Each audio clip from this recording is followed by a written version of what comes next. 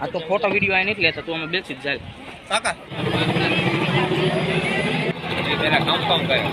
મારું નામ ચતુરભાઈ સરિયા અને આ કેરાળા ગામે કોળી સમાજની માલપા હેલિકોપ્ટરમાં જાન આવી છે, તે માટે લોકો પણ ઉમટી પડ્યા છે અને ખુશીનો આનંદ થયો છે બધા લોકોને.